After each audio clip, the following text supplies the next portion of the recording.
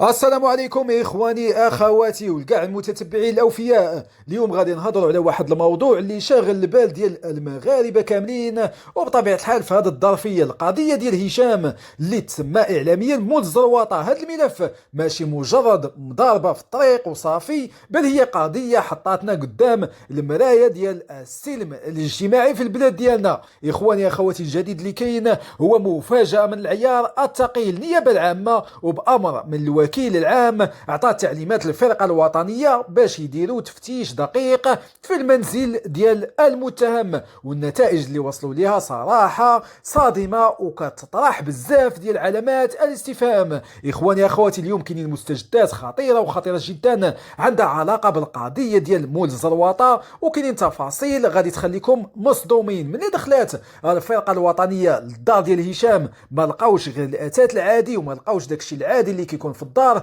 بل لقاو ما يشبه ترسانة صغيرة ديال العنف، لقاو عصي ديال البيسبول وسلاسل معدنية مخبية. وهنا فين كاين مربط الفرس كما كنقولوا إخواني أخواتي، يعني الشخص مولف أنه يتعامل مع الناس في الشارع بالعنف.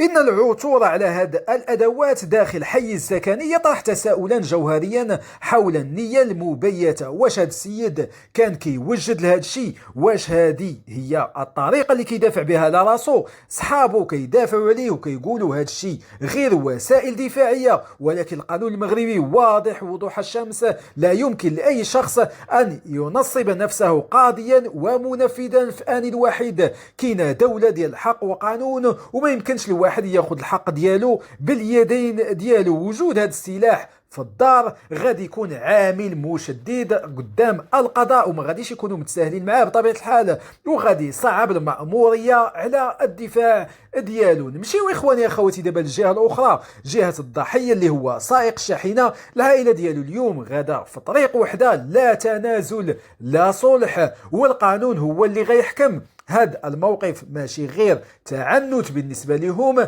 بل هو رسالة كرامة كيبين باللي النفس ما بقاش فيها اللعب، وباللي هذا النوع من العنف خاصو يتحارب من الجدر ديالو. في نفس الوقت كاين المشهد المؤلم ديال زوجة المتهم اللي انهارت قدام الدار ديال الضحية.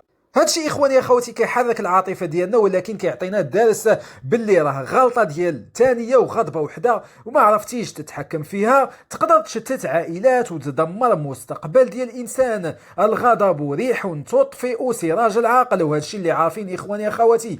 النيابه العامه دابا شاده الملف بيديها وكتاكد باللي المتابعه غتكون باقصى العقوبات. علاش هذا الحزم؟ لان الفيديو اللي دار البوز في مواقع التواصل الاجتماعي وشفناه كاملين هو وثيقه رسميه ضد المتهم. القضاء بغى يوصل ميساج لكل واحد كيستعمل القوه في الشارع، راه البلاد فيها القانون، وبطبيعه الحال ما كاينش شي واحد فوق القانون. راه ملي كنهزوا الزرواطه في وجه خونا المغربي، راه حنا كنضربوا عارض الحائط كل قيم المواطنه اللي تربينا عليها. الطريق خاصها تكون مكان ديال الاحترام، ماشي ديال استعراض العضلات. اخواني اخواتي، كنتمناو الشفاء العاجل لمول الشاحنه، وكنتمناو العداله تاخذ المجرى ديالها باش تكون عبره لغيرها. انتم الاخوان شنو بان لكم في هذا السلاح اللي لقاو في الدار ديالو؟ واش هذا الشيء كيزيد يورط مول الزرواطه؟ خليو لينا الاراء ديالكم في التعليق، وما تنساوش البارطاج باش يوصل هذا التحليل لاكبر عدد ديال الناس. اخواني اخواتي، شكرا لكم على المتابعه، تبعوا معايا الجديد ديال القناه، والسلام عليكم ورحمه الله تعالى وبركاته.